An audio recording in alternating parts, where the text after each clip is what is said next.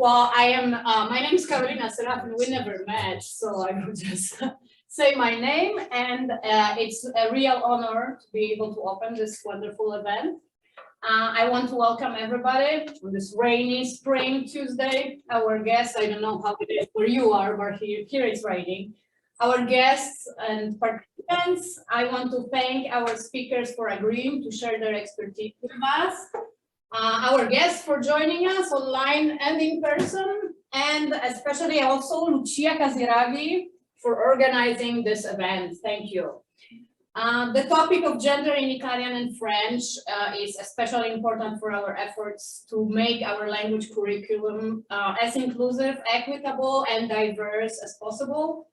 We have been working on improving how to approach these issues through our syllabi, assessments, and course setup. However, we all know that both Italian and French pose some challenges as far as our daily classroom routine is concerned. So we are very excited to learn how to do better, how to serve our students in equal ways. I will now pass the word to Lucia, who will introduce our speakers. Thank you. Thank you, Carolina. Good morning, and thank you everyone for joining us today. I'm very happy to see you here in person and also on Zoom. Before we start, I would like to thank the Department of French and Italian here at IU for organizing this event, and in particular our chair, Professor Anna Panete, but also the Italian Programs Director of Language Instructor, Dr. Carolina Serafin, and also we're thanking each other, and all the members of the Diversity and Inclusion Committee, especially in Ryan, who is here with us today, and Jeffrey Lamontagne for their help and advice. And also a special thank you to my friend and colleague Giorgio Borgolosi for sharing with the students and me his reflections on gender in the Italian language. And thank you to the faculty and all my colleagues for their support. So today, we are incredibly excited to be hosting Professor Vera Gheno from the University of Florence, Italy, and Charlotte Prieu from the University of Illinois at Urbana-Champaign as our guest speakers. So welcome, Vera and Charlotte. Let's give a big round of applause for them.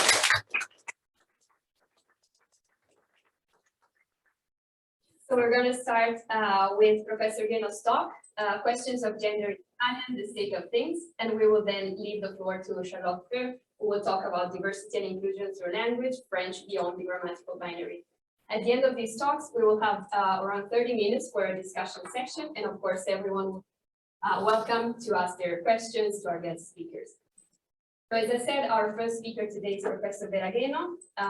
Professor Gheno is an Italian scholar, sociolinguist, and translator from Hungarian.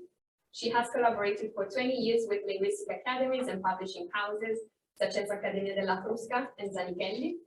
She has taught for 18 years at the University of Florence, where she's now a researcher. And since 2016, Professor Gheno has published over 10 volumes about language and linguistics, constantly topping sales charts. In 2021, she published Trovare le parole, Abbecedario per una comunicazione consapevole with Professor Federico Faloppa, and Le ragioni del dubbio, l'arte di usare le parole, published by Einaudi. We are very excited to have her here with us today. So, Professor Gheno, the floor is yours. Well, thank you. Can I share some slides or? Sure. Is that a problem? Can I do it? Okay. I think this might be useful for students. So yeah, I will do that. Sure. As soon as I'm able to do it. Let's see. Okay. Are you seeing it now? Yes, you can see it. Yes. Is it okay? Okay. Thank you. Thank you. I don't like so much using slides, but I think it's better for the students. So let's start from the beginning. As probably my colleague will also highlight, in Europe, I have to stick to Europe because otherwise the situation is very complicated. So looking at Europe, we have three groups of languages. We have a group of gender-free languages, such as 2 or 3 languages which I know, Hungarian, Finnish, and Estonian. And in these languages, basically, both nouns and pronouns are gender-free, genderless. We have only, in Hungarian, we have only one pronoun, which is ő, which covers he and she, and the same situation also in Finnish and Estonian. Then we have the languages with natural gender, such as English, Swedish, and others. these languages have neutral nouns with no gender, but pronouns are gendered. So as you might know, well, for English, you have he, she, and then it, which is for objects. And in this case, the question of the, going over the gender binary has been in some way solved using the so-called singular they. A similar problem has been posed in Swedish and also in Norwegian. In Swedish, the neutral pronoun hen, H-E-N, has become part of the official vocabulary of Swedish, and a similar thing is going on also in Norwegian, although the pronoun is not yet officially pronounced as part of the language, but they are working on it. And then we have the languages with a grammatical gender, such as German, which also has the neutral, but that's used in very particular situations, not in the way we are trying to use it, which is a different thing. French, Spanish, Italian, and so on. So in these languages with grammatical gender, it means that the nouns are gendered, or either masculine or feminine, and also pronouns are gendered as well. And the cultural, the socio-cultural background is strictly binary. So there is masculine and feminine, and no other ways of expressing other genders are existing right now, at least in Italian. So this is what we are working on in a way. Anyway, how does Italian morphology work? As I said, all nouns are either masculine or feminine.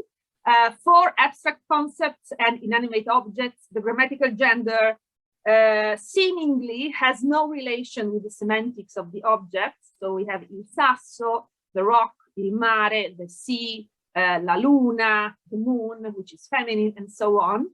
In fact, this is also under discussion right now. And also, this is always stated as a sort of, I would say, a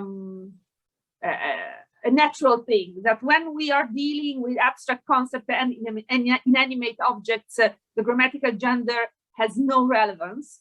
But in fact, there are some new studies in the field of neurolinguistics and psycholinguistics that are telling us that the way the brain is processing these words is not completely neutral.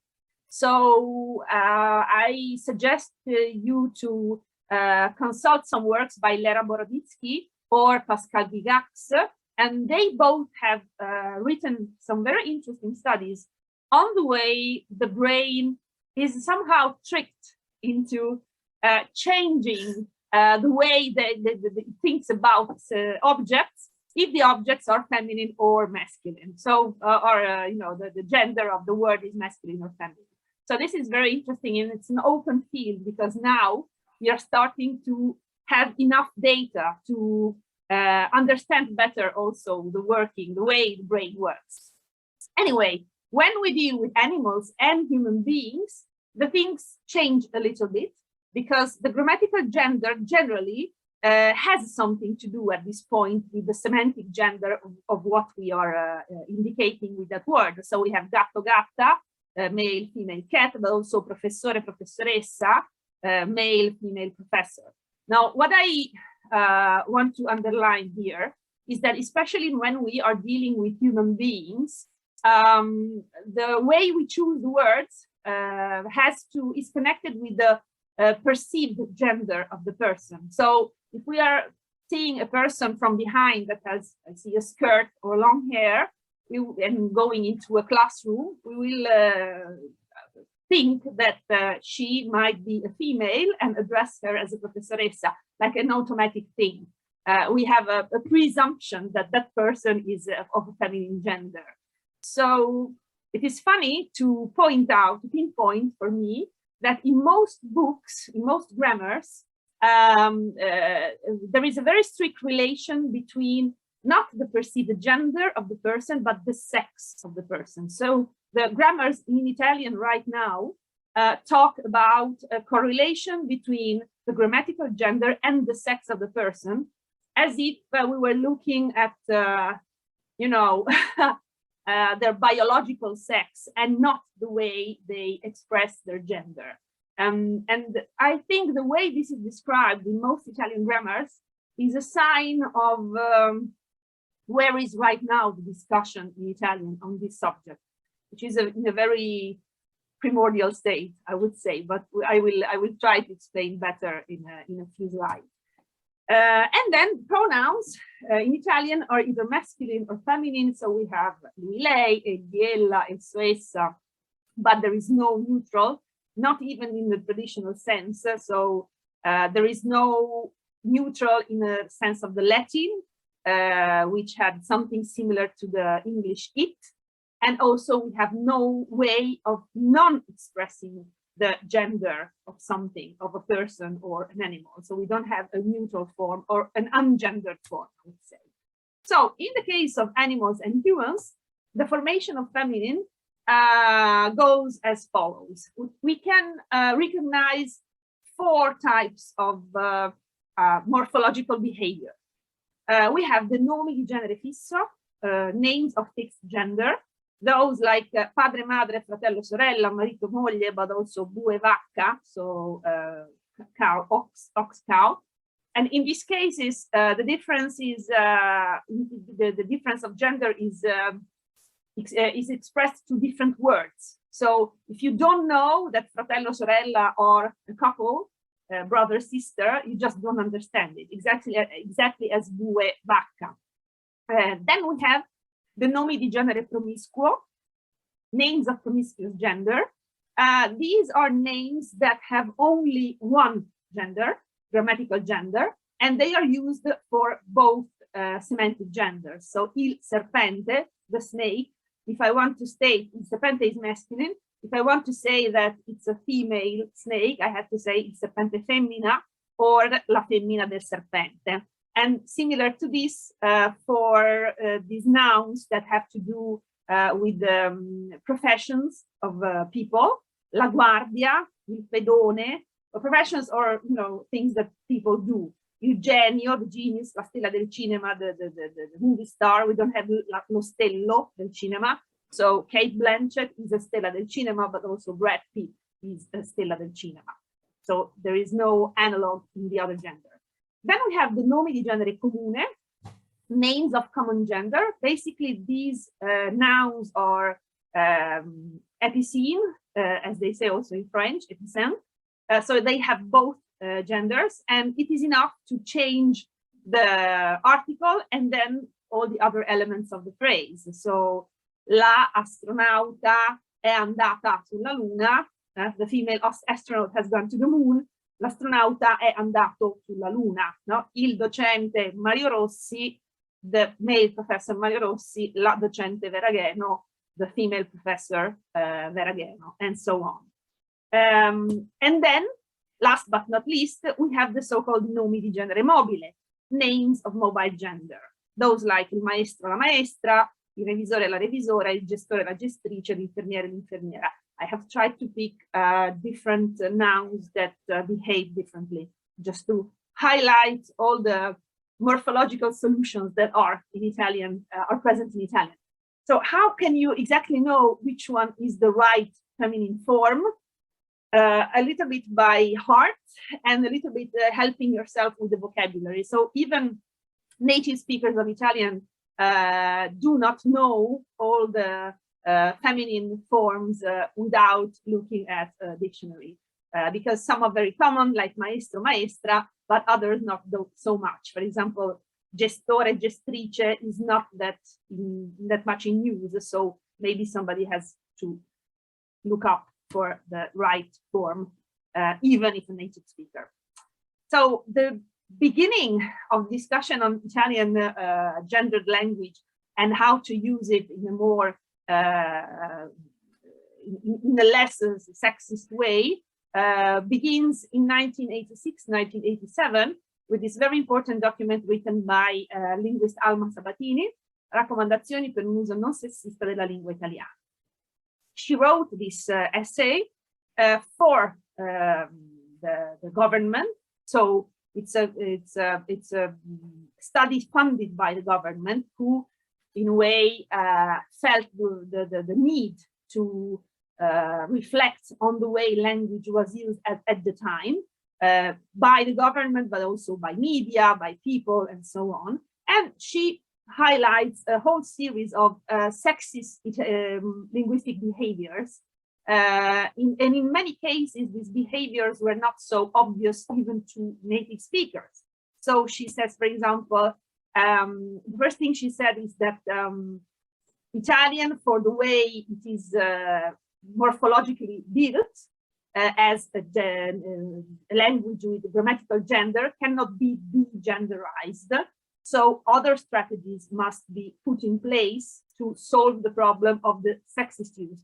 I want to underline this because in a way, English is going in the opposite direction because it can be degenderized. For example, some actresses don't want to be called actresses because you don't have to highlight that they are female, that they are women. You can use actor both for men and women.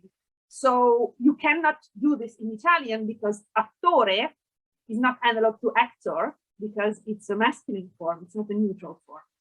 Anyway, she also says, which is very important, that Italian is not sexist per se, but is often used in an unbalanced way.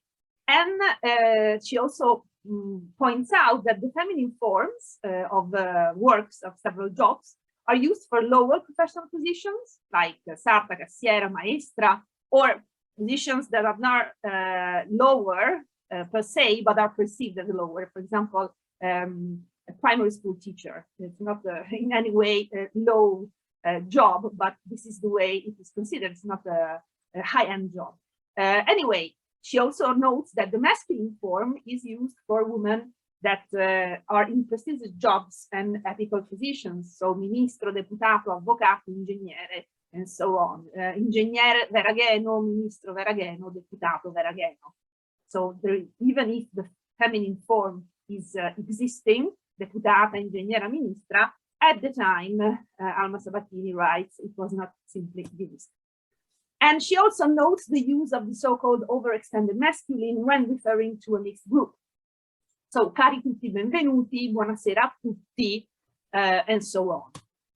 At the time, her study was not, how do you say, received very well.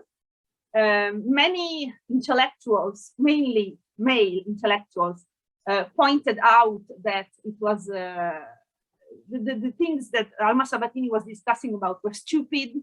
The pamphlet, the essay was comical and things like that. I have collected some very bad opinions on her work. Whereas today, Alma Sabatini's work is considered of extreme importance because it was the first time that some things were highlighted in Italian language. But it's very interesting that at the time it was considered basically irrelevant and unnecessary. What happened today? What's the situation right now, 30 years later? We can say that some feminine nouns are stabilizing use more than before, like deputata or senatrice. Others are still encountering a lot of resistance, such as avvocata and ingegnera. So many women also don't want to use for themselves avvocata and ingegnera, and they will ask you to use the masculine form with them. Please call me avvocato, please call me ingegnere. Other feminine forms are considered non-existent. So if you ask people in the streets, they will say, I cannot use medica, or I cannot use matematica, or chimica, or chirurga, because these words do not exist, which is false, because they are all present in the vocabulary, but people do not look at the vocabulary nowadays so much. And the use of overextended masculine is still very common. So buonasera a tutti, salve a tutti, ciao a tutti is still very much in use. And in the best case scenario, in those places where the reflection on sexism in language is a little bit more developed, you might encounter the use of the so-called double form or splitted form. Buonasera a tutte e tutti, signore e signori, and so on. So why is this the situation? Because going back to this slide, I think it's quite interesting to see that in 30 years, not that much has moved, indeed. So the same problems that Alma Sabatini highlighted in 1986-87 are almost all still there. And this raises a question: why is it so difficult to go to get it over with? To be these, how do you say, to work on the sexism of Italian language? Why is it so hard? Why is it so difficult? And the answers given by people are very different. One of the first and most interesting for me is that many people recall that the feminine forms, especially of professional names, are ugly. Their sound is ugly, the cacophony. As we were all, 60 millions of poets dealing with the way words sound. This is very easy to, reply. It's very easy to reply to this objection, because in the most part of our lives, we simply do not care with the way words sound. We just use the words we need. So all this, construction, all this hate on these feminine forms, which is based on their sound, is completely pointless. I mean, I say minestra, soup, all the time. Why should I feel that ministra, which is a female minister, is that much uglier? They sound almost exactly the same. But also maestra, teacher. So what's the difference for my ear between maestra and ministra? It still puzzles me, actually. So usually when I try to make people reflect on this fact, I would use some funny words such as, well, this is something that in the Catholic background is very common, transustantiazione. Transustantiazione is the transformation of the particle, how do you say, the body of Christ, whatever.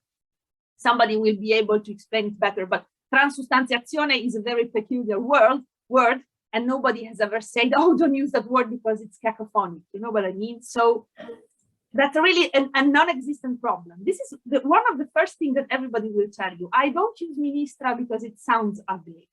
And then many recall the tradition. We have always used the masculine form. Why should we switch to the feminine form? And this objection is based on the fact that most people have no real understanding of the interconnections between society, cultural changes, and language. So the fact that language is reflecting a change in society, especially in the role that women have inside our current society. So, more professions, more apical positions, and this, of course, is reflected in the way we use language. But most people just don't recognize it. So they say, why do we have to change the way we speak or we write?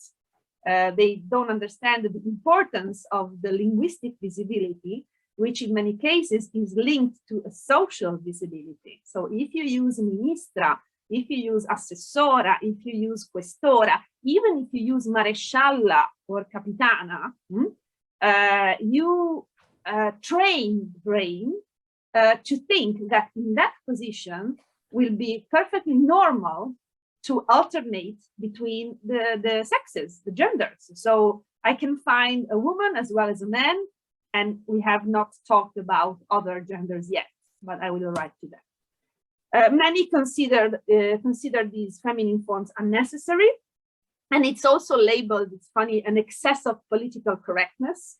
So we don't need all this PC BS.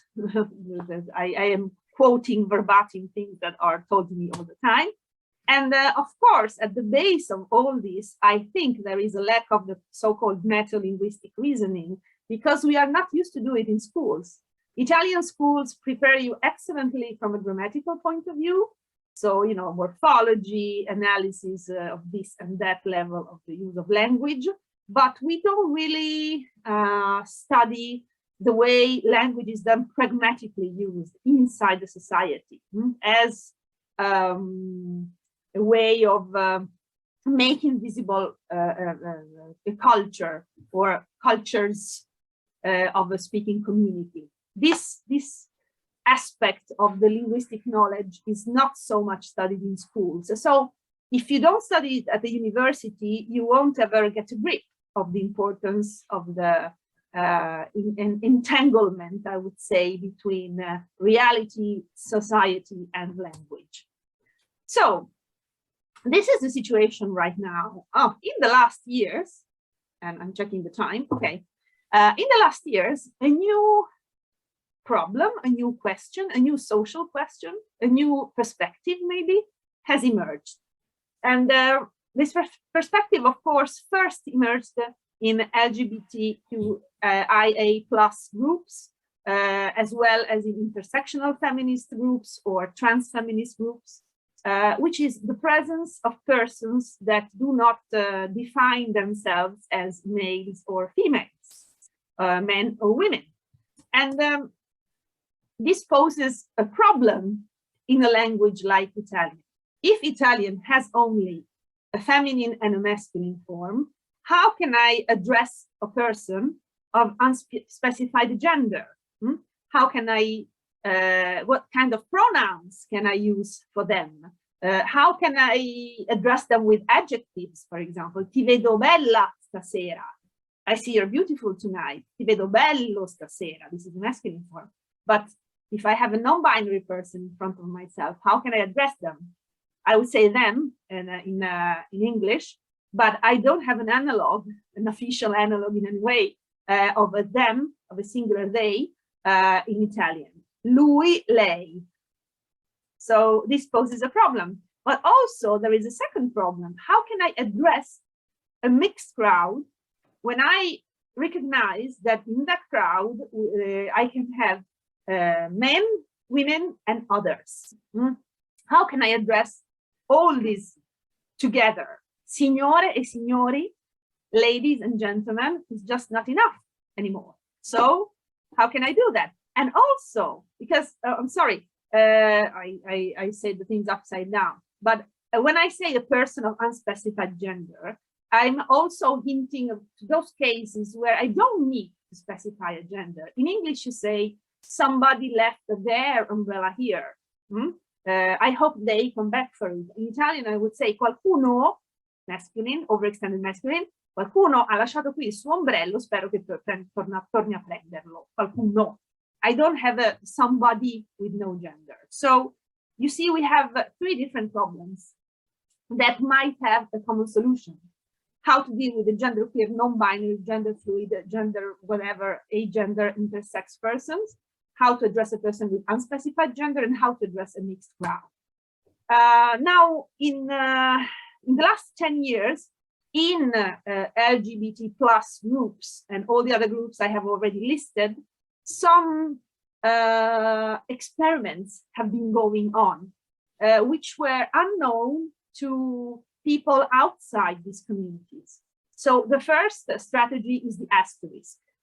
Car asterisk tut asterisk instead of cari tutti or care tutte or cari tutti and care tutte.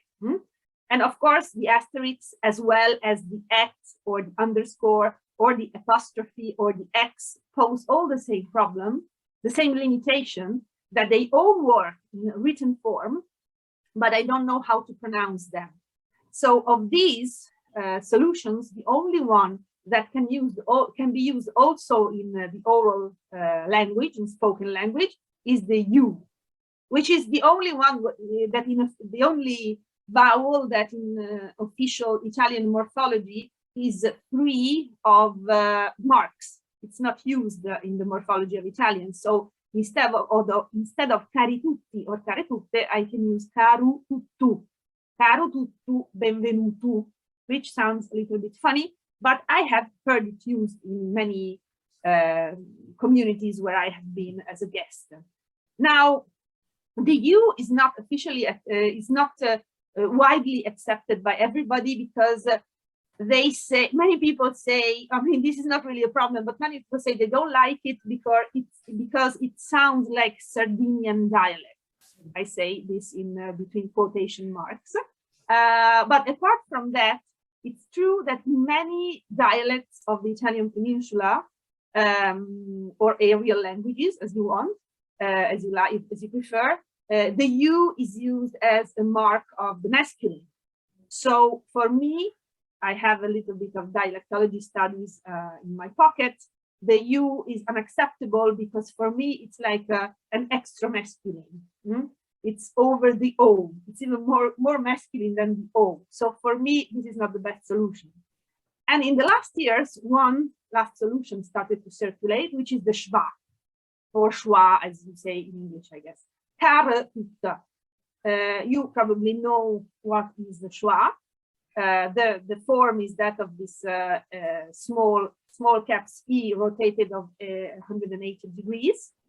And the schwa is a symbol of the IPA alphabet, of the International Phonetic Alphabet, the IPA. So it has its own sound. And from a semantic point of view, a part of being a sound that is native to several Italian dialects, for example, in Neapolitan, you have a lot of schwas in the end of the words, like curra, voglio, which is a very musical masterpiece by 99 Posse. You might have heard it. If you haven't, look it up on YouTube, curre, voglio, but it's pronounced curra. Or the famous Neapolitan imprecation, you say curse word, mammata, your mother, mammata. This is exactly a schwa. So it's not a sound that is alien to the background, to the linguistic background of many Italians, even if it's not part of the official Italian phonology. It's not that difficult to pronounce. I'm not talking about a glottal stop or a click or whatever. I know this problem because I was born in a Hungarian city that is called Gyöngyös, and the G is not a sound that Italians are able to pronounce. So when I go to any office where I need to, write some documents, where I need to specify my birthplace, Gyöngyös needs always a very throughout spelling because nobody understands this sound, how to write down this sound. And also, I think that the schwa is liked by more people because the asterisk looks like something that is alien to writing to the written page, whereas the schwa looks more a letter than a symbol. So many people find it more likable also from the viewer's point of view, from an aspect. When you look at the page with the schwa, it's not that funny. You don't see the schwa that it's not so outside the rest of the page, of the written page. I'd like to show you some examples, but we'll do without that for now. But what are the problems with the schwa? And remember, we are talking about an experiment, not something that we can discuss on a much higher level, just because it's something that was born inside these communities, which have never had the idea of imposing the use of any of these solutions to the outside world. It just comes from a perceived need and a perceived limit of Italian language. And then I hope that in the discussion we will have time to talk about why was the reception so horrible and so complicated in Italian. But I hope there will be some time to discuss this later. But from my point of view of a linguist, of a sociolinguist, what are the limits of the schwa? First of all, it is a symbol that was born with another function, so it had never been, it was never assigned a morphologic meaning in Italian, which is something completely new. It is a sound alien to Italian language because it's not something that is used in any standardly pronounced Italian word. It's just present in the dialectal background. And this is a big problem for me. It might be ableist for people with dyslexia or neurodiversities because it tends to be mixed up with an A or an E or even an O. So if somebody has reading difficulties, reading becomes even more difficult if I have to read the text with the schwa. And for now, there is also a technological limit because vocal text readers, which are necessary for blind or people who have don't have a good sight, it's not read out loud, so it ruins the reading experience of any text. So of course, as you can understand, the technological problem can be solved. For example, in the last year, the schwa was added to the standard layout of the keyboards of Android telephones, mobile phones, and later iOS phones as well. So now in the Italian standard keyboard, if you press hold the E key down, you will open a window in which also the schwa is present. So it was another technological issue, and it was brilliantly and quite quickly solved, by the way. To solve the problems for vocal text readers, it is not that easy, but it's manageable if there were the intention to solve the problem. And also, the biggest problem, or the biggest issue maybe, is that the schwa impacts on the morphology of Italian. Now, we are not talking about changing some words. We're not talking about inserting in Italian a new vocabulary. We are talking about modifying the morphology of Italian, so the way the phrasal verbs are formed, or the past participles, for example, and also the adjectives and everything, you know, all the system. Is it possible? Is it even possible? This is a big question. Is it possible to change the morphology of a language? From my point of view, I think that for now, the schwa must be viewed as an experiment, something that is used with a political intention. If I say buonasera a tutte, I want to create a certain ambient, I would create a certain opening for my audience. It's not suitable for all the audiences. But for example, if I am in a context where I know that there are many gender non-conforming people, saying buonasera a tutte creates a link. So in a way, it reminds me a lot of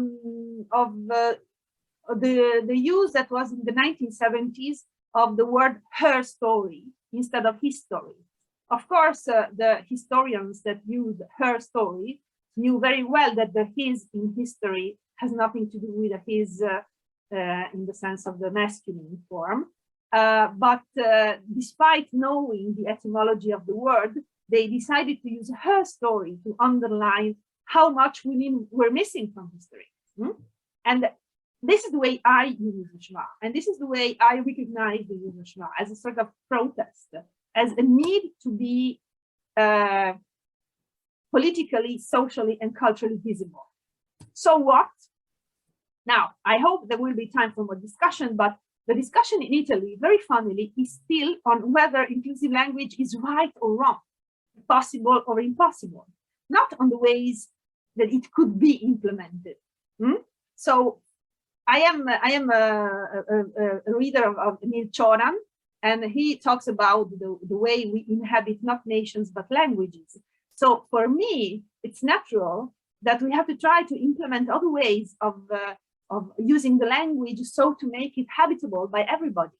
Because if a community makes their own language, I think that we have to accept that also gender non-conforming people are part of that community. So they have a word in it. They can also decide how to use language for themselves. And this is for me totally natural. I just don't understand those who say the language cannot be touched, because if our mentality changes, it's quite natural that also the language changes. I want to finish with this quotation by an author that I love a lot, which is Sarah Schulman, and this is a quotation from her work from 2012, The Gentrification of the Mind, which is a very, very nice book. And I wanted to close it because I cannot read the end of the slide. She says, this is the essence of supremacy ideology, the self-deceived pretense that one's power is acquired by being deserved and has no machinery of enforcement. Reality is replaced with a false story in which the gentrifiers have no structure to impose their privilege. They just naturally and neutrally earned and deserved it. And in fact, the privilege does not even exist. And in fact, if you attempt to identify the privilege, you are politically correct or oppressing them with reverse racism or other non-existent excuses that the powerful invoke to feel weak in order to avoid accountability. gentrification is a process that hides the apparatus of domination from the dominant themselves. And I think it is important to understand, I mean, for me, it's important to understand that the way even many linguists or scholars of linguistics have dismissed the issue has a lot to do with what Schulman is telling us. I mean, when you say, well, overextended masculine is just natural, it's not that natural. It's the mirror of a power system inside our society. And I think it's very dangerous not to recognize that there is a very, very strict connection between the use of language and those who detain power inside societies. There is a quotation by Giorgio Cardona, who has been a great social linguist of the past. He died prematurely, maybe 15 years ago. He said, we are led to believe that the masculine is the natural form of language, but it is because the men have always detained power inside our patriarchal society. And he is a white cishet male to say so. And he wrote so maybe 15 years ago. So this is not something that some crazy feminist made up. This is something that many recognize as an issue. So the fact that we are working on something like the Schwa, even if the Schwa is not the solution, just means that there is a new need that has to be addressed. And I still don't know what will be the answer to all this search, I would say, this research. But I'm sure that the next generation, for example, that of my daughter, who's 14 right now, they will be the ones who will find a solution to all these problems, because their conscience is much more fluid from a gender point of view than mine, even if I'm very open to all the experiments possible. Thank you. I have finished.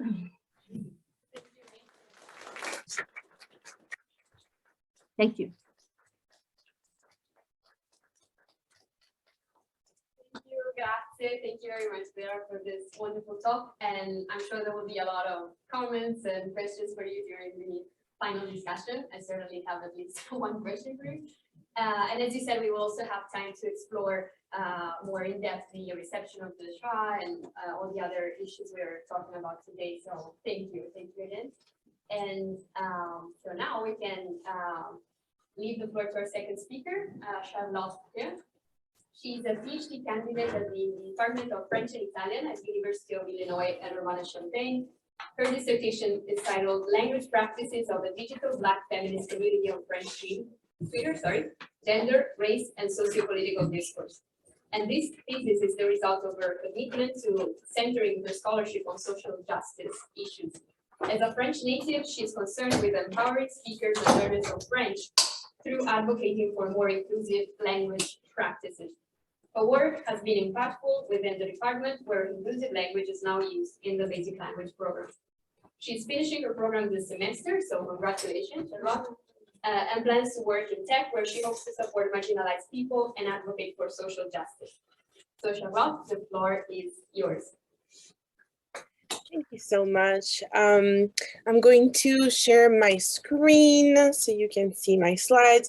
So today, as you know, I'm going to talk to you about language, and particularly gender language in French. And so, as said in the introduction, my work is this part of my work is based on my broader research about gender, race, and sociopolitical discourse on Black feminist Twitter. And so my context is very much in France, and I know there's so much more happening in the Francophone world, but my expertise is very about French, and so this is what I'm going to discuss today. So the first thing, so you're going to see that there's so many overlapping topics with what Professor Gheno just talked about, which I think was great for my talk, because I think it just gave me less work, because I expected that the topics would be very, very similar. And so in France, we have this saying for speaking French is that the masculine wins over the feminine.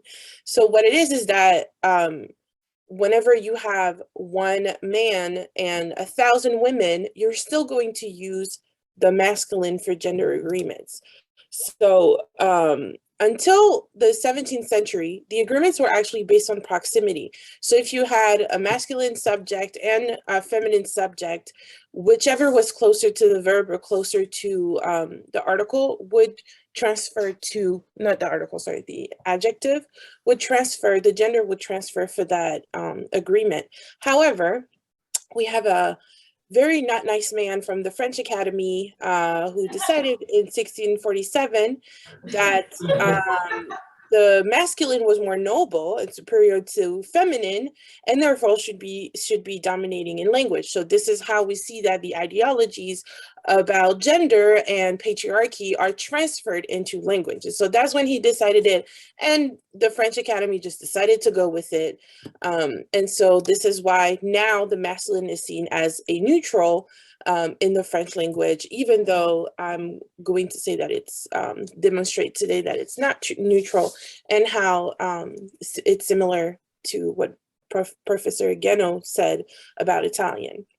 And so just to give you an example, so we have le professeur et les étudiantes. So le professeur masculine, les étudiantes féminines sont intelligents. And intelligent is put in the masculine plural, even though there is one professor and several students. So we're going to see what it's about. So I'm going to talk about inclusive writing called écriture inclusive in French. Like I said, I'm going to talk about it within the French context, and it's a very controversial topic. So it's a question really about ideologies about gender that are tied to language ideologies. So there's the question of universalism in France that started in the 16th, 18th century, where essentially philosophers were saying, you know what, everybody's equal. If you're going to try to look at any particularisms, like that's bad. And so this is how universalism was born. Everyone is equal. Let's stop discussing differences, which of course, when you have a history of, you know, racist and sexist ideologies behind you, it's kind of hard to do that intellectual shift. So universalism, I think, is to blame for the questions of gender, the controversial topic of inclusive writing nowadays. We live in a patriarchal society. I would say that it's pretty, if you're a woman, it's pretty obvious to you that we live in a patriarchal society in the US and France and Italy, where men are more often in positions of power. They're the ones that decide, and I would say even white men are the ones that are in power. We have women who are seen as lesser. Anything that in French, I don't know if it's the same in Italian, but in French, when you have some terms that are in the masculine form, they mean what they're supposed to mean. And when they're in the feminine form, it's a variation of the word prostitute. So that's to say, like, how ingrained it is in the language. There is also something is that changing spelling conventions in French is always going to lead to conversation, very heated conversations. Actually, there's research that shows that written forms in particular are even more set in stone and difficult to change than speaking forms. And so this is why when the French Academy says, hey, maybe we should reform the spelling, it takes at least 20 years to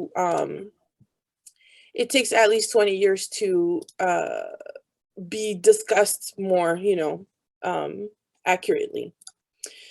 And then there's something else also that I found out that I was actually very surprised about, is that French people have a lot more linguistic purism than Quebec people. And so I know that when we talk about linguistic purism in France, everyone says like, oh, you know, when you go to Quebec, they just like refuse that you use any English word. But turns out when you do a comparison of linguistic purism in just everyday people in France and in Quebec, French people are actually a lot more purist than Quebec people. And so then we talk about another aspect of criticizing inclusive writing is the question of essentializing gender. So what people are saying, particularly feminist and queer critiques of the practice, are saying that we're essentializing gender. And so we're saying that gender is only a question of masculine and feminine, which also leads to like the question of staying within the binary as opposed to trying to find another system for people who do not fit within the binary. So agender people, gender fluid people, etc., intersex people as well. And so there's criticism coming from different groups, but in the end, I would say that I'm very excited to see that inclusive writing is present more and more in the media, and I will show you exactly which forms are more common in the media, as well in some institutions, and I was very surprised by some of them, particularly teaching institutions such as universities, and even to some extent like city halls, including the Paris City Hall. And so that's just, you know, new information that just came out 5 days ago that I thought was very interesting. So I will share a little bit later. So just to talk about more reactions that are coming from the media and the government. So this is title from Le Figaro.fr from 2019 that was reporting that inclusive writing is going to remain being banned from government texts. In 2017, Edouard Philippe, who was then the Prime Minister of France, shared a decree to say like you cannot use inclusive language for official government text and proceedings. Then we also have other aspects of the media, which is through like caricature, talking about inclusive writing. In this case, it's a teacher who is talking about correcting and grading dictations that they do to pupils and even in high schools, and that is going to take forever for them to grade it. So essentially saying that inclusive writing is just something that is very complicated for users and for people who are going to teach it, and that is just unnecessary and doesn't need to be reformed. And then finally, my personal favorite reaction was the French Academy, who described gender neutral and gender inclusive text as an aberration that puts the language in mortal danger. So with that said, I would like to talk about the different gender inclusive processes that exist in French. So just so you know, there are a lot of them. They're not standard. I mean, some of them are standard, but the ones that are considered to be truly gender inclusive are not standard. A lot of them are really about feminization of language, and so making not just masculine as being the neutral, but making more salient the differences in gender. But other processes do include non-binary people, and I'm going to talk about them.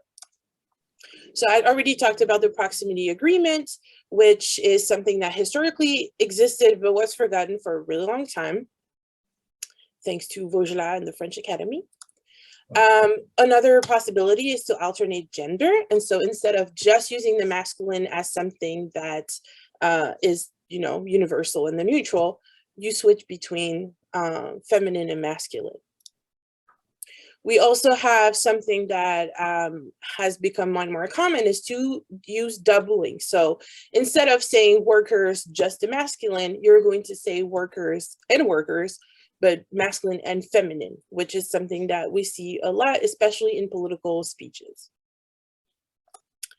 And then also the question of the gender of the majority. So if you have one masculine and two or more feminine, then it will be gendered as the feminine, which, you know, if anybody grew up in France and learned French, or even, you know, in universities, when you learn French, it was like, so why is it that we have way more women or way more girls and we just use the masculines? That's a question that I would say a lot of girls and maybe hopefully boys and men ask themselves when they were learning French. And so, you know, that's kind of what would make sense if you only believe in the gender binary.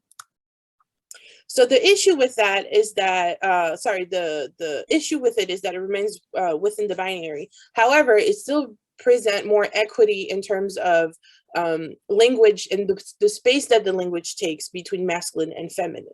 And then we have my little favorites, truncated written forms. And so I will talk about what they look like, as well as epicene writing, which is just essentially something that does not have inherent gender.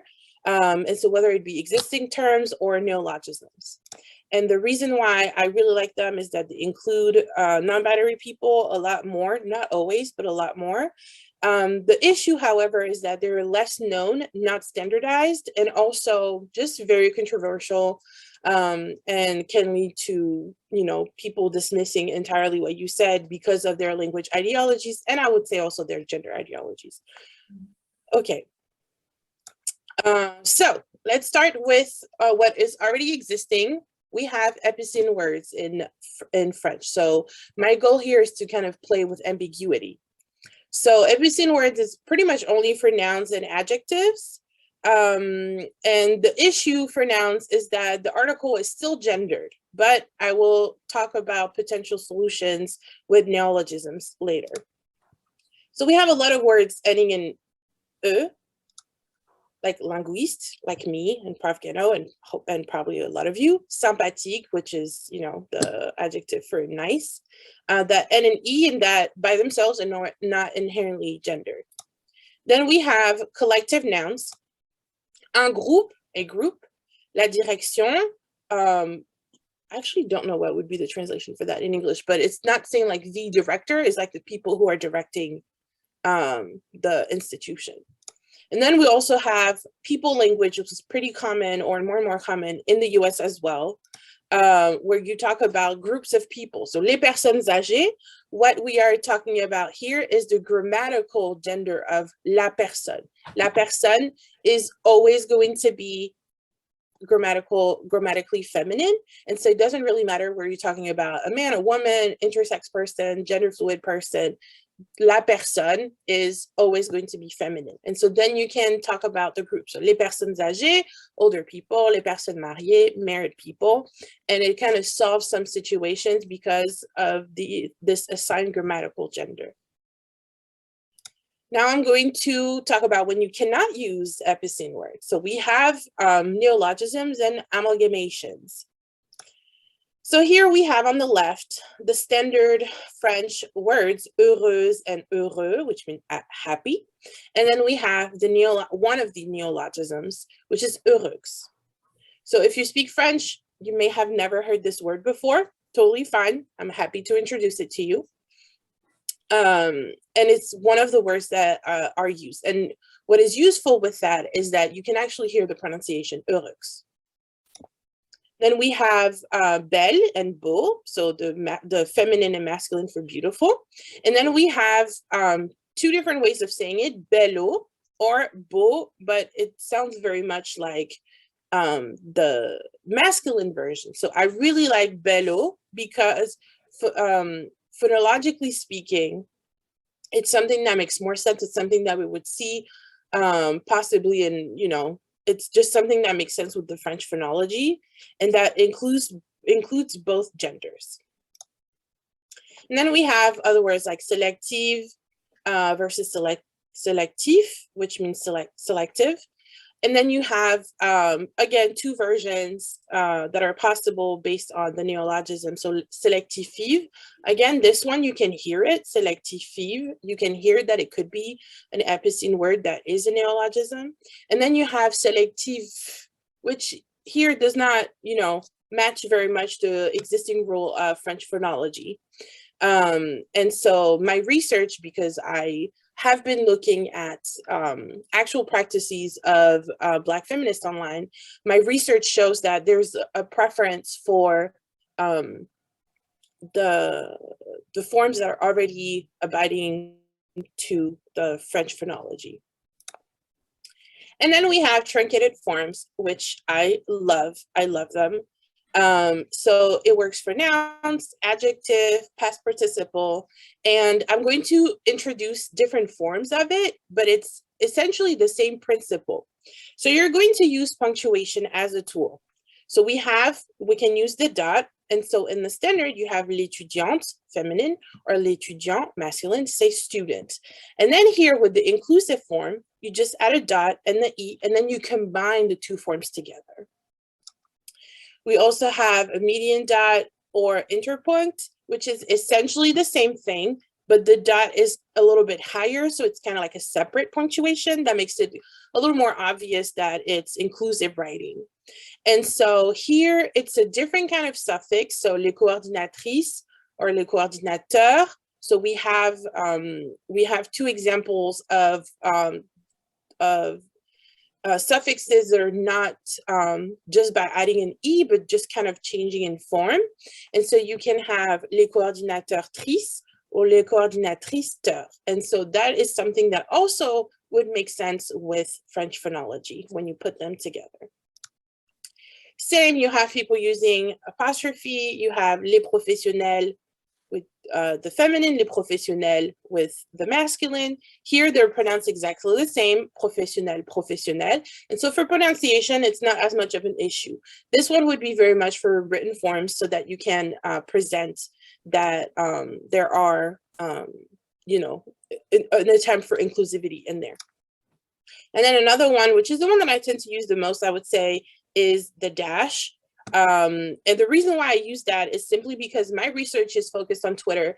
And then when you use the period, the dot like that, in some forms, it can lead to generating a link. And so it's kind of like making the reading a little less easy because then you have a word in blue underlined, you don't really know why. And so I like the dash for that reason. And also I recently changed to an iPhone, and now the interpunct is available on the keyboard for the iPhone, but I don't think at the time, at least, that it was available for me on Android when I did have an Android. So that's why I kind of go to the dash in general. So now we're talking about articles. So articles, again, are gendered. We have le, la, in the definite article, and then un, une for the indefinite article. And for epicene, where like linguiste, that's where like the gendering of the term of address is going to be. So we have une and un, and so the inclusive form would look like this. I don't have solutions for pronunciation quite yet, but it's okay. We'll talk about that. Then you have la and le, the definite articles that are singular. And then here you can write them like this. And so I've seen neologism that go for lea or lae, where you can hear the difference orally. I also really like this one because it's the possessive articles or possessive adjectives. So ma and mon, ta and ton, sa, son. And so you can either switch with an A instead of the O to make a nasal vowel, mon, ton, son, or maon, taon, saon. And so I have heard in person someone saying saon partenaire, their partner. So using this form, and I thought it just sounded really nice. And then also another one that I really like is quantitative articles such as tout and tout or tout and tous. And then you can have merged versions like tous, which I also have heard a lot, you know, from people trying to be inclusive when they speak. Now we get to pronouns, which is, I guess, the main conversation that is happening in the US, but in France, pronouns are very easy to deal with. for gender inclusivity. It's really the rest with the different suffixes that can be an issue. So what we see the most is elle and il in the singular and plural forms. And then for the neologisms, you have different ways of going about it. The one that I have seen the most is IL with one L and then here, but you also have the option to have it with two L's E. And then the other ones just sound too much like, even though the spelling is different, it just sounds too much like what the standard is for masculine or feminine. And then we have other pronouns for different cases. And so we have elle and lui and elle and eux, and then we can just do an amalgamation and have elle, lui and elle, which also is just like, really, it sounds really good for inclusivity. When you speak, it's just very easy to understand what you're trying to say. So now, before going into the foreign language application, foreign language classroom application, just wanted to show some examples in context. So this is a sentence that would be totally acceptable, particularly in writing. So, il est allé dîner avec ses amis et il était heureux de se revoir. They, singular, went to dinner with their friends, and they, plural, were happy to see each other again. In this case, we have a epicene word and then neologism. Les artistes sont très créatifs. And so les artistes does not have, like, we can't know the gender. And then créatifs is the amalgamation of masculine and feminine. And then je vais voir mon Adelphe. Elle habite à Nancy. Je vais chez elle. So Adelphe is one of my favorite words also. It's kind of an obsolete word that came back to the foreground to talk about siblings. And so instead of saying brother or sister, you use Adelphe, which means the same thing. And that's a word that already existed in French, was forgotten for a while, and was brought back for questions of inclusivity, which I really appreciate. And then we have elle habite à Nancy, je vais chez elle, lui, which is, again, you know, you can hear the difference pretty well. So how, you know, as much as I love inclusive writing, there's some pretty big gaps that are left. And I would love to contribute to it, you know, especially if I end up working in tech, but I will talk to you about those gaps first. So there are some gaps about pronunciation. When you have a dot in the middle, how do you go about it? You know, when you don't have a marker that is completely different, like coordinatrice, when it's étudiante, like how do you make a pause? Like how do you pronounce it? So there's some gaps about that. And then there's also, like Professor Gheno said, some research on accessibility for dyslexic people and visually impaired people who would rely on readers to be able to have like the full understanding of the text. And there's also the question of standardization, because there are a lot of uses that are you know, happening. I showed you a bunch of examples, even for like sometimes just one article, there's like 3 to 5 forms that are available. And so for pronunciation, the only thing that I can tell you is that you can use people language when you have that question. C'est une personne qui est très sympathique. It's a person who's just really nice.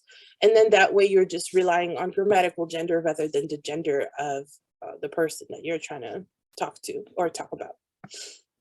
And for the question of standardization, there's a textbook, and of course it does not come from France. It comes from Quebec. And I really appreciate it because it talks about all the different ways of feminizing language, and also to talk about double gender markings and truncated forms that would use, you know, inclusive writing. So that was my, you know, pretty short presentation about the uses in French. And also something that came out fairly recently is this student who's a designer who created this beautiful font that is meant to be for gender inclusive language. And so here we can see, I think it's just, first of all, very aesthetic, but you can see, like for l'idiot, you can see a mixture of like the T and the E, which would make it feminist. Here you have an epicene word that would not need any modification, but you have here a mixture of the A and then a E that was kind of implied there. And so I think it's just really beautiful. Does not solve anything about pronunciation, but at least for writing, it just makes it really nice. Again, there's no studies. It was just like someone's final project for their design course. So there's no research that was done about readability for dyslexic people, people with learning disabilities. I still think it's just a very interesting, and I think it's just always also showing that there are some efforts that are done in the way to get to become more inclusive in language. Okay, so now we're going to talk about the foreign language classroom, which has been I've been advocating for changes in the foreign language classroom in my department since I found out about écriture inclusive. And so I've been trying to push it since 2015, and I must say it has been a huge success. So first question that you may ask yourself, but that professors or people who are kind of like stakeholders in deciding how language instruction is going to happen is like, why is it important?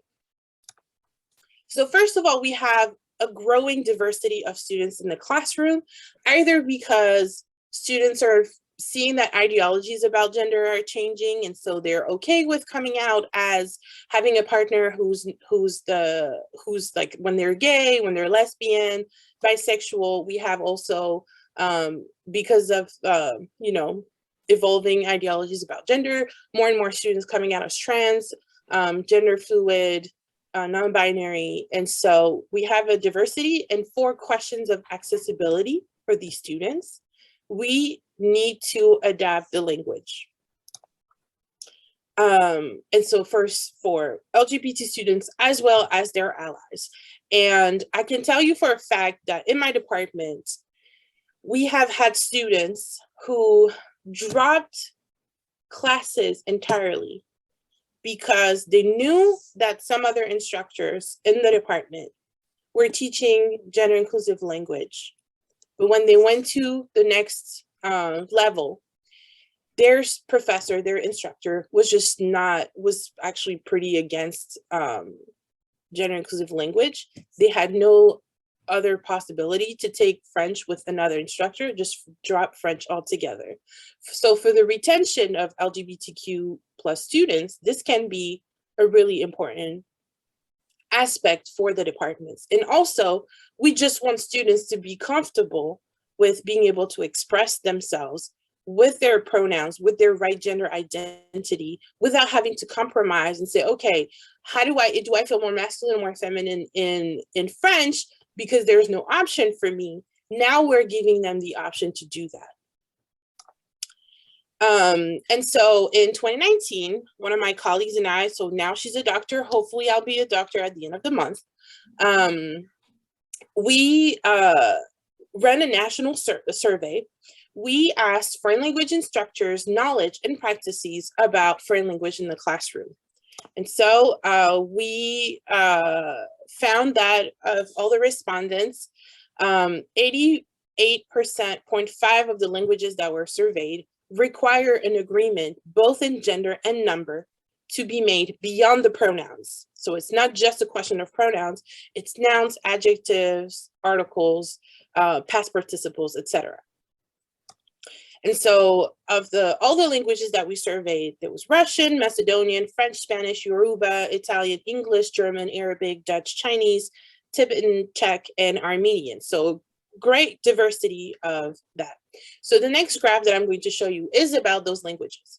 So we asked the instructors, so professors, TAs, just people who teach languages in their departments, to tell us about their knowledge and practices regarding gender neutral language.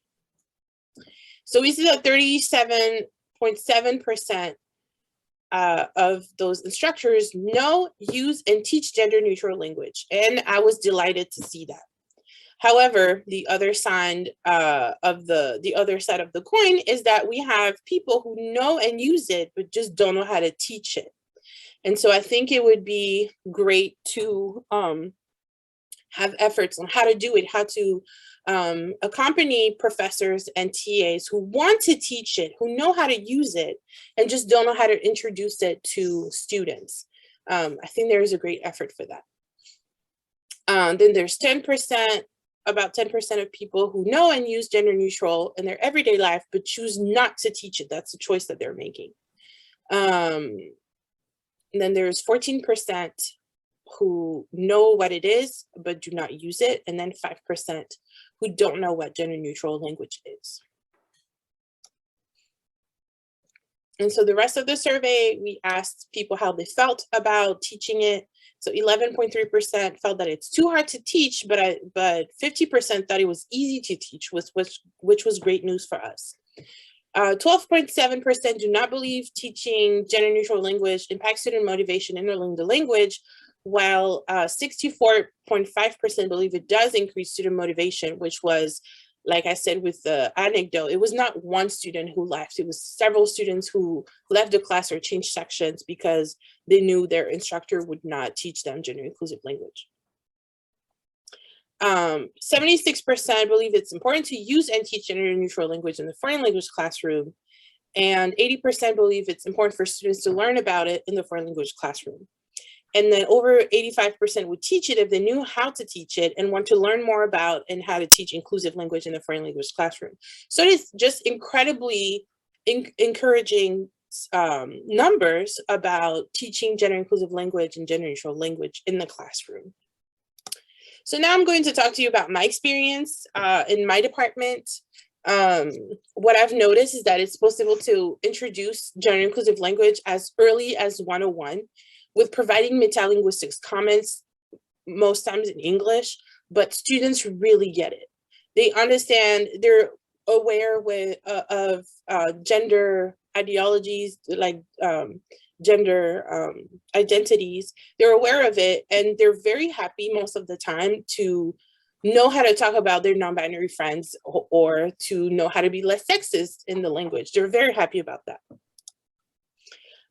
Students not only understand it, but they also memorize it really well. And I was invited for a talk at Middlebury College. I gave a 20-minute presentation of how gender inclusive language is, structured. And I will show you, it's my next slide, their production of it. And they just get it so quickly. It was just so easy. So, I've heard critiques about how gender inclusive language just makes it more complicated for students, and that the simpler the language is, the more we're going to have retention. In my experience, it has not been that. Students care, and they also ask for more information. They ask me, okay, so if I want to be gender inclusive, how do I say this? How do I go around having to gender a word, or how do I use this new vocab that I learned? How do I make it gender inclusive? So they do ask for more information. And they also care about the debates that are happening in France and in Quebec and in the Francophone world in general about gender inclusive language, how it works and how people react to it. They can also be really creative with language, and I will again show you that. And also one thing that is very important is that students understand that it's a non-standard practice. And so I tell them, if you show up in France and talk like that, people might not be able to get what you're talking about, or they might just have a lot of resistance towards it. And so then they can be very strategic in how they're going to use the language. So they know that it's safe to use it in class. They know now in the department, because it's been adopted as a practice throughout the department and not just depending on the instructor. They know that they can use it in their assignments as long as it's obvious that they understand what they're doing. Or that they make a little note, I understand the rules of standard French, but I choose to use gender inclusive language. That's fine in our department. And so they understand that it's non-standard, and then they can make those strategic choices. And I also want to talk about Chris Knisley's work, who has been talking about gender inclusive language in the context of SLA. They have ran a lot more studies about this. My work is very peripheral to my about gender inclusivity. It's in the foreign language classroom. It's very peripheral to my dissertation, which is not focusing on the language classroom. So I highly recommend that you check out his work. He has a website with a lot of resources that are very accessible for everyone. Some things to share with instructors, some things to share with students. And I think he's amazing. So I highly encourage you to go check out his website. And so now let me show you. This is from a conversation. So I gave this talk at Middlebury College, briefly explained what it was about and how you do it. And the students produced that. That's what they did. So they were able to identify like different epicene words. So chef, Jean, journaliste, spécialiste, prof, where you truncate so you don't have the gendered suffixes, féministe, parent, peuple, population, all of that. They are epicene words that just, it's really a question of the article. Then they were also able to produce double gender markings. Oh, I wrote makings, I'm sorry. Double gender markings, so with the different suffixes. They seem to like the dot and the interpunct more. And so, yeah, they just, just applied all the different rules that I explained to them and just found their own words that they could transfer into that. Oops. My mouse is a little sensitive. Okay. Then we get to neologism. So we had few of those, but they were still interesting. And then thinking about, oh, those are the same, sorry. But people language. And so thinking about administration instead of administrator. And then the cultural agent. And so talking about it in general. So this is proof to me that it's doable, that students understand it even with a brief introduction, and that is something that you can build, that I've built from 101 up, including content courses, I'm sorry. And it just works. Students are eager to learn it. And I'm saying that if they're eager to learn it, there's no reason why we wouldn't try to be more inclusive in our teaching practices. Thank you so much for having me. You can contact me by email or on Twitter. And I'm very looking forward to our conversations after this talk for, answering questions. Thank you.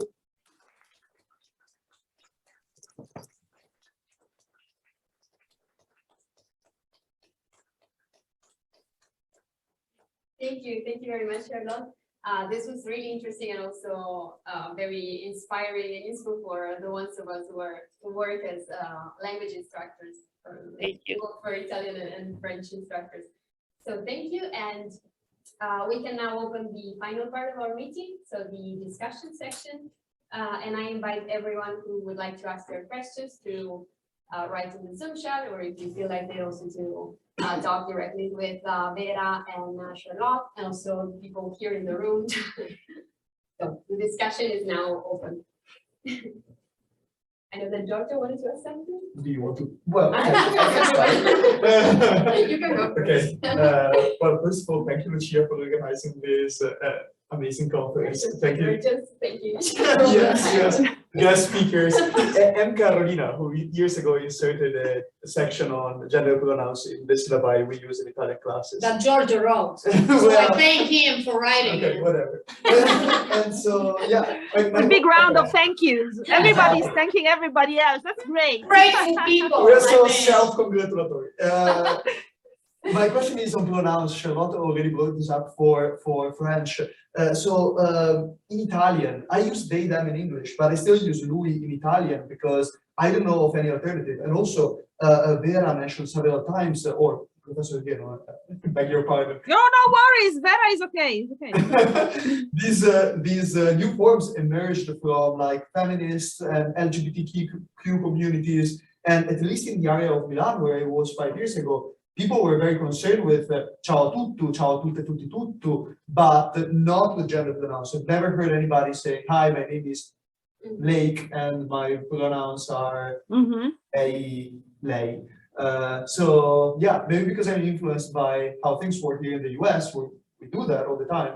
I wanted to ask you, you're so well informed about all the situation in Italy, if gender pronouns, neural gender pronouns, alternative gender pronouns in Italian have developed and are being used in Italy.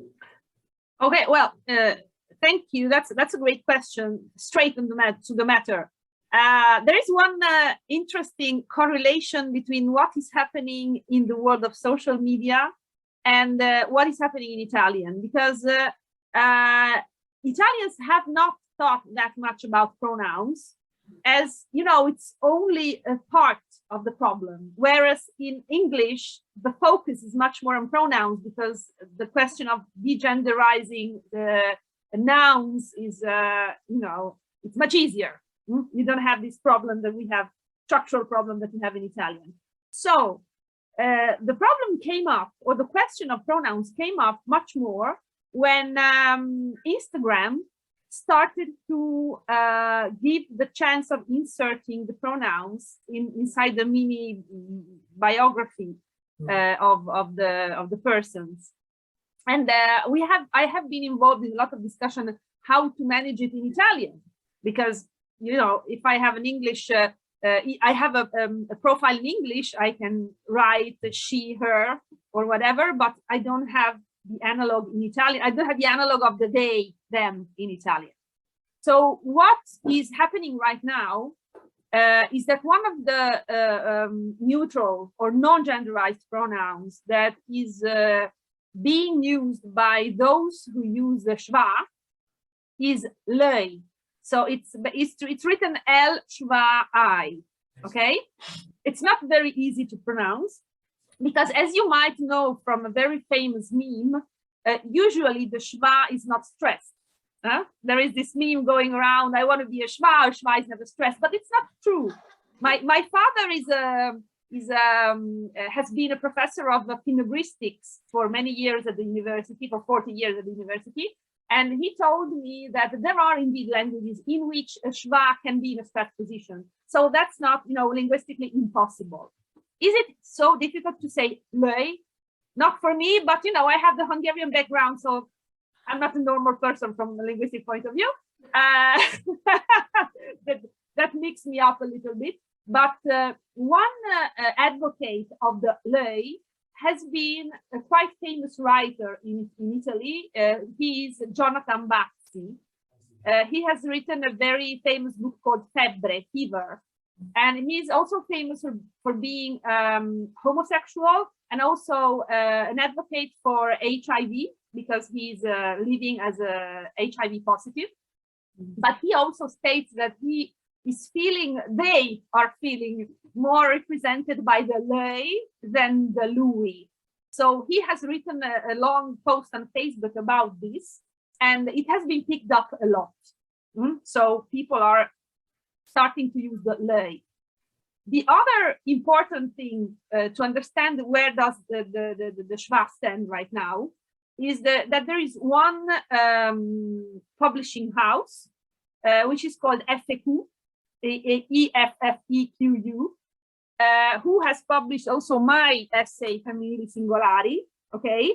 And they started to think about how to solve the problem of a non-binary language when translating a famous essay by Marcia Tiburi. She's a Brazilian feminist, and she, in her text, the text is Feminismo em Comum in Portuguese. And when they decided to translate this book, basically they encountered another inclusive form, which is used both in Portuguese and Spanish, which is the plural in E. So, for example, she says todas, todes, y todos, okay? So the todas and the todos are masculine, feminine and masculine, and the todes, so now todis, is this new inclusive plural, which is non-gender. So when translating this, I was talking about the schwa in my book back in 2019. They decided to implement the use of the schwa. So the translation came out as tutte, tutte, e tutti. as it worked in that book, FAQ decided to replace the use of the overextended masculine in the whole non-fiction series they have, the Saggi Pop, the pop essays. And now at this point, they published, I think, 12 books with the schwa instead of the overextended masculine. And so, being a publishing house, they had to create a ratio. And that's where the le popped up, very, they are, I think, the publishing house. There are other publishing houses that use nowadays the schwa, but they are the ones that are using the most articulated system, because they have dealt with many cases, in Italian. So that's where the le comes from. And actually, I have already used it quite in many situations, because sometimes I talk about TV series in my lectures, and I've encountered some non-binary persons in famous TV series, such as there is one Grey's Anatomy right now, and also in sex education. There are two non-binary characters in sex education, and so I use le with them, and it doesn't bother me at all. But the reception, exactly as Charlotte stated about French, has been very intense, I would say. And many establishments, also the Accademia della Crusca, as you might know, have talked vibrantly against these inclusive experiments. And they also, many people spoke about the rape of Italian language, using, decontextualizing this word, which is, for me, it is very problematic. Rape is something, that I don't like to think about it as something that has to do with language. So, yeah, this is the situation. Thank you very much. Do people use loro in Italy? Somebody suggests the use of loro, but as I see it, it's quite underdeveloped. So some people say the analog of the day would be loro, but it's not really being picked up. But I want to remind everybody that we are the old world, and we have also the Vatican in Italy, and this is important because getting over the sexual dimorphism, I think, is even more complicated with all the religious cultural background. Now, religion is something which for me is a very private issue, but in Italy, it's also a very social and public issue. I mean, so many things in our society are intertwined with the religion. And so in many cases, I get messages, even public messages from persons that say, God made us male and female, so whatever you're talking about, you're just plain BS, unreceivable BS. Basically, this is the description, and this is the way people address the thing. So I'm so happy and so relieved to hear about what Charlotte was speaking, that it is not like this in any every other place in the world. It's refreshing for me. I actually wanted to ask both of you something that is related to what you were just saying, because what you said made me think that, so we talked about the objections and resistance against these forms of inclusion, or I actually also like I really like what Vera or Professor Gheno was, sorry, the Vera is okay. between the formal self and the Hungarian. So it's better sometimes to talk about, as you suggest, the convivenza delle differenze, so coexistence of differences, or cohabitation, of differences. And so if we think about the objections against this inclusion, but we can also think about the movements towards this movement, towards this coexistence of differences. And so my question is, if we think about the the fact that we live in a increasingly interconnected global community, also thanks to social media and technology, which both of you know really well as sociolinguists, but also as experts of social media communication. Do you think, so for example, Vera mentioned that next generations will play a role in the promotion of these changes. Do you think that also communication on social media in general, but also the role of non-native speakers will be important in the future? Because I'm thinking about our students, for example, or French students, as Charlotte mentioned. So people who have certain needs in contemporary society, and they can express those needs in their own languages, but cannot do that in the other languages they speak. Do you think they will play a role in these socio-cultural changes? Yes. No, I wanted to leave to Charlotte the first word, but I would say very briefly that yes, I am sure that there will be an increasing pressure from non-native language learners and speakers, because they find themselves in between cultures. So the need for answers is much more intense. And I have already had this conversation at Fordham University, where the same questions were posed, and I was also talking with a French colleague in that situation, and we both agreed that scholars of more than one language feel much more this issue coming up, and it's also a personal question, because in the rest, well, compared to Italy, in the rest of the world, also the reflection on themselves is much more advanced. So even people coming out as gender non-conforming are much more, but it's getting, you know, it's becoming more common also in Italy, but you still have to go a long way, I think. And I want to add one thing. One of the problems we have in Italy, and I'm quite sure about this, is that also linguists, my colleagues, my elderly colleagues, in many cases, they do not know other languages. So the biggest part of all this discussion on inclusive languages is focused only on Italian. And that shows them only a small part of the big picture. Because in the moment when you start to, you know, think, to talk with the French-speaking, the German-speaking, Spanish-speaking, English-speaking colleagues, you understand that you are part of a bigger movement, that the thing is happening all around the world, or at least in all those languages that have behind them a relatively open-minded culture.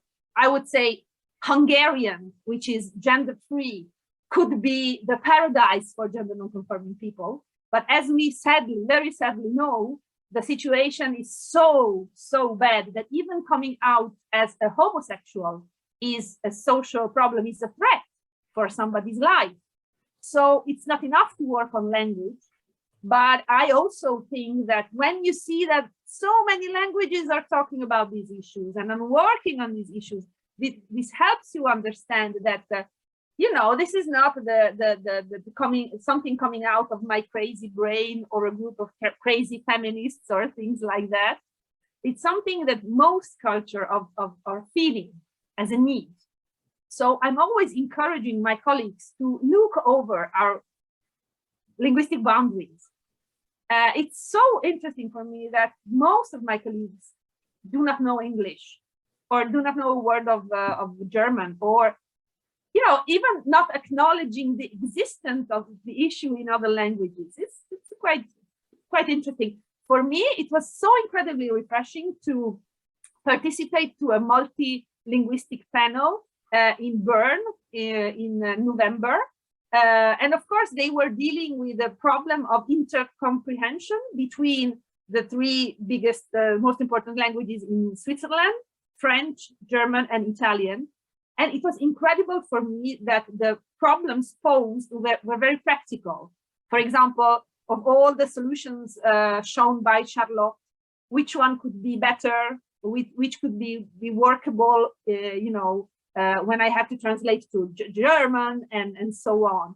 The discussion was totally on a different level. And I think that is the power of multilingualism. I agree 100% with what Professor Gheno just said. And I think for the context of French, which I think is a little different also because of the colonial history with francophonie, is so there's two things that I would like to talk about. One is the aspect of language ownership, like who gets to own French. And because of language ideologies, because of racist ideologies, and because of, you know, imperialism that happened ever since, you know, France went to like have a settler colony in Canada, the question of language ownership. And so I argue, at least in my work, and I've seen a lot of other people agree with me, that in the conception of who gets to own French is French people in Paris, middle class, white, and also men. And so I think now people are reclaiming that ownership. I get to be an innovator, even if I'm not any of those things. And even, you know, outside of Quebec or like just with just language learners, they get to have this ownership. They get to have their like mixed experience with it. They also use it in language. And so I think that's something that is extremely refreshing and just like give me a great sense of hope for the evolution of the French language. And then the other aspect, just based on, you know, French departments or French and Italian departments, is that there's just this, we are, you know, working under capitalism, and you have to be able to offer something that people need. If you can't offer that, they're just going to die. Like, as much as I love the French language, as much as I love literature, I would say that the departments are not going to survive if their focus is only about, again, metropolitan France, whiteness, you know, 17th century, 19th century, even 20th century literature. You need to be able to offer more as a department to meet that demand. And so in some ways, most ways, capitalism sucks, but for that aspect, it's going to force people to be more innovative with language, just to be more inclusive with language, and to just like show representations of people and creating a sense of belonging through language that is like very much in demand and very much like necessary, and that we're advocating for. So sometimes you have to work within the system that you're in, and I think that's one of the best ways that we can do that. And students are already reacting to it. And then I'm just hoping that is going to give people ideas to do more studies, do more research about it, see how they can be even more inclusive, doing like some testing in curriculum. Like I know there is collective, I'm going to butcher the name, I'm so sorry, but like a decentering, so decolonizing and decentering the French curriculum, which is like an amazing collective, and there are just like a bunch of scholars and instructors and that are working on that, and just like really shaking up what we know about how to teach French and how to teach content courses in French. And I think it's amazing, and I think that's just the future for French. So that's what I have to say. Thank you. Thank you for your both of you. Do we have any other questions here or on Zoom? Anybody? On Zoom? We have so many people. So maybe you can just. I want to ask a question. I had a quick question if I can. Yeah, sure. Hi, thank you. Thank you for your presentations. I'm just curious about how, I mean, you both were talking about standardization, and I'm curious as to how that process will come about, because at least in our department, we very much focus on, you know, always using the textbook, especially since we make the students pay for this textbook that's an exorbitant amount of money. And, you know, there's not really there's nothing in there that reflects any of this. So and this is a question that I'm still forming, so that's why I was hesitant about asking, is how will we get from, you know, maybe taking Charlotte's work from Twitter And then, as Professor Gheno said, the process of, kind of this process of deduction leading to the loi, or however you pronounce it. I'm sorry if I pronounced that incorrectly. How are we going to get from that into kind of standardized material that we can approach and incorporate into our curriculum, especially since it's not anything, like it's a curriculum that's given to us instead of something that we can, as graduate students, can create on our own. So that's a very lofty question. I realize that, but any insight would be wonderful. Well, I think that, right now, some background. Right now, I'm working both on a grammar for Italian scholars of Italian for the first two classes of the liceo, high school, is it? And also I will be working on a grammar for foreign students, so for Italian as a second language. And in both cases, my approach is to pose the problem. So not give the solutions, but include a section in which these solutions are discussed as a first step. I mean, I think the first step is for the academia in whole is to acknowledge the existence of a discussion, and also to acknowledge that there is no one straight answer. So who will win in the long run? I have no idea. I have also the impression that even the schwa, who is getting a lot of attention right now, is not the solution, but is like a way of raising awareness. And so I would include a section on the schwa saying this is the most standardized use nowadays. It works like this and that. It's not very widely used outside some groups, but for a scholar, for a student, I would think that the first approach might be also on a personal level. I mean, if you're studying in a university and you're studying other languages in a university in such a multicultural context, I think it would be much more possible to meet a non-binary person. So I think that even universities, even courses could have an influx on the way these forms are then standardized. So if I would be teaching, I will be teaching a class in which some non-binary people come out, the problem would completely change the importance, right? Because at that point, it's not something that is distant from your life. It's something which you are dealing with in your everyday life. So I think the first step is to pose the problem. And then I also think that more and more material for both L1 and L2 start students will be produced, taking in consideration the question, the issue, because it's becoming impossible to ignore in a way. There is a need for it. I am so happy to be a linguist right now, right here and right now, because it's like, sitting on a volcano that is just bubbling under me, and it's so exciting to see what is going to happen. I would like to have the same conversation in 10 years, and I am sure that something will have happened at that point. Maybe I'm only over enthusiastic, but I'm pretty. This is what I hope. Yeah, no, I'm as hopeful as you are. And I guess so for your question about standardization, so I also rely on the textbook. I have been relying on the textbook. Maybe I, changed a little with the pandemic. I was creating more of my own material. But the first thing that I did was just to supplement what the textbook has to offer.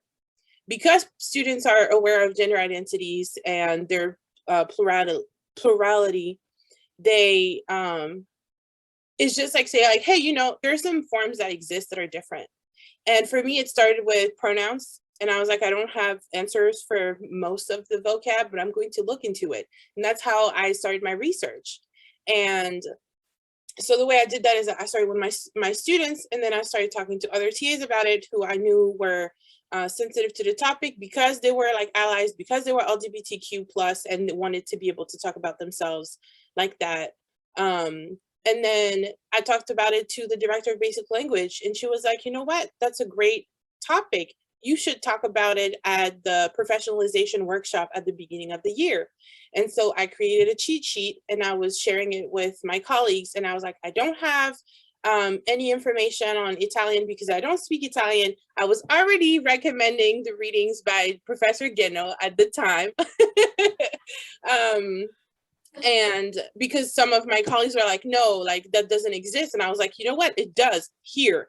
And then I would be able to show things that I was like, I don't know what's happening with Italian, but here's the resource for you. And then other, you know, people who were, you know, interested in that in Italian started looking into it. And so the way that it happened after that is that we were able to gather like a momentum with my colleagues. And one thing I was very afraid of is like, okay, I did my master, this is my PhD, I'm finishing this semester, I'm going to be out of the department. What is going to happen with this thing, you know, that I've been working on since 2015?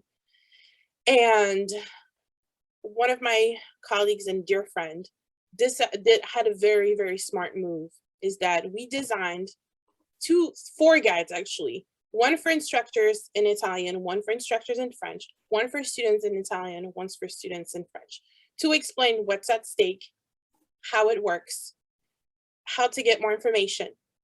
And then for instructors, how do you go about it? How do you use the resources that you have to be able to implement it in your classroom?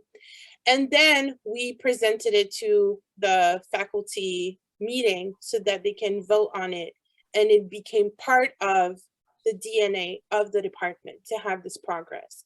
And so it worked in basic language. So we had allies as both directors of basic language in French and Italian, but now we also have professors in their content classes, 200, 300, 400, 500 level, who are using gender inclusive writing in their emails, in their communication with students, who are, you know, aware of that. And so that's how I did it. I was just supplementing what we had with the textbook, gathered, you know, opinions about like from my other colleagues. And I understand that it's not going to be able to do in all the universities because of just like the makeup of the people. And some people are just going to be more conservative about language. But we were able to explain why it matters and how we can go about it. We did face some resistance. Like I organized the panel with like 5 different languages. We had English, Spanish, French, Hebrew, and Wolof. And we were asked, like, how do you go about complicating the language even more? Like, it's never going to work out. And now we have it as like a department, like, you know, staple. So it's possible, and it's going to be taking a lot of work, but thankfully we have scholars who are already working on it, and you can just lean on them to be able to get that material. But if I did it, lots of people can do it. How long was the adoption process of that from when you presented it to when, you know, everybody got on board? We presented it kind of like in a late stage, and so all the professors were already aware of it. I had been invited to introduction to cultural analysis courses to talk about feminization, like the questions of gender, and then also the question of gender in language. And so my department was aware of it, and especially after we organized that panel and we did the research that I presented with the survey we sent to so many foreign language instructors, they would see that there was like they would see that there was like a reason why we're going about it. And so I think it really helped in terms of like being strategic about getting people involved in your department, wanting to, you know, you have to attend to that. And so sometimes that's kind of like a shift that is mentally kind of difficult to do, because you're like, oh, you know, I just want it to be inclusive, but sometimes you just have to find the right argument for that. And so because we introduced it pretty late, it was like unanimous when we introduced it. It's from last semester. But like I said, I started talking about that with my students in 2015. 2016, 2017 is when I really started to talk about it with my colleagues. So it took some time, not gonna lie, but once you start that, you can find allies who can like take the lead when you have to, because I had to work on my dissertation, and so I had this new student who come in who became good friends. She was interested in it, so she became like the project manager for that, and I was just kind of consulting on that. So that's kind of how it happened within my department. Great, thank you. Can I add one thing? Oh, two things actually. One is for Charlotte's students. One of the problems raised by Italians or those dealing with the inclusive language is that you cannot pronounce the schwa. Now the le is not so easy, but all the rest, tutte. Anyway, for that reason, I have recorded the audio version of my book Femminili Singolari, and you can find a free sample on Storytel, which is this audiobook platform. It also, I mean, the whole book is available, but you need to be to pay for a monthly fee. But there is a free sample, and usually I send people to listen to this free sample just to show that when you read a text in which there is the schwa instead of the overextended masculine, it's not so traumatic. It does not pose so many problems. Tutte le bambine sono pregate di lavarsi le mani. I mean, the world is not crumbling under my feet. And no, because this pronunciation issue is a strong argument against inclusive language in every language. You said in French, but I had a discussion with my now good friend, the sociolinguist Carsten Zinner. He's German speaking. I met him in Bern, and he's also working on the issue of or on the question of inclusive language in German. And they use, as probably Charlotte knows, or many of you know, they use a sort of combined form, which similar to the one of the solutions in French, in which both the suffix of the feminine and the masculine are juxtaposed. So Arbeiter, Arbeiterinnen, Arbeiterinnen, Arbeiterinnen, Arbeiterinnen, all written together with a dot, dividing Arbeiter and Innen. How do you pronounce it? And he said, well, with a glottal stop. You just insert a glottal stop. Arbeiterinnen. Oh, that's impossible. And then he stated, but you already use it. I mean, in many compound words in German, you already use the glottal stop. You just don't know it. For example, I, which I think is some kind of egg preparation. You already insert the glottal stop. It's like the schwa in a way. People already use it in a lot of situations. They just don't know. It's just not, how do you say? It's not voluntarily used. So it's all about highlighting that there is a solution. Most problems that are raised against inclusive experiments are stemming from the lack of a relation with people who need these linguistic forms to feel better. I mean, is it really so difficult for me to say buonasera a tutte? And then I know that more people in my audience are happy because they feel part of my audience. I mean, this is so easy for me to understand, but apparently, there is this thing that you say patriarchy, androcentric society, and the fear maybe of losing some kind of power.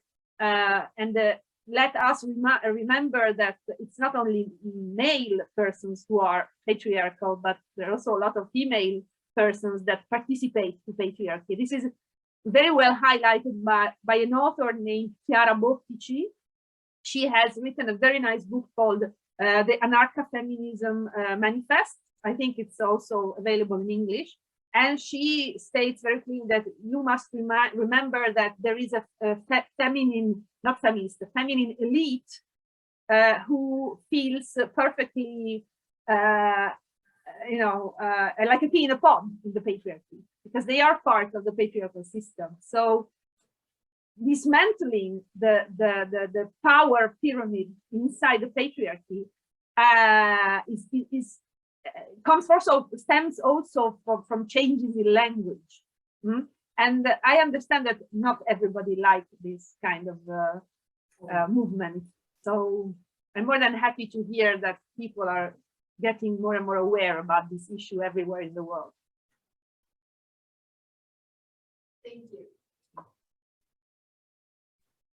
We're getting closer to the end of our event, but maybe we have time for another question if our guest speakers don't have to.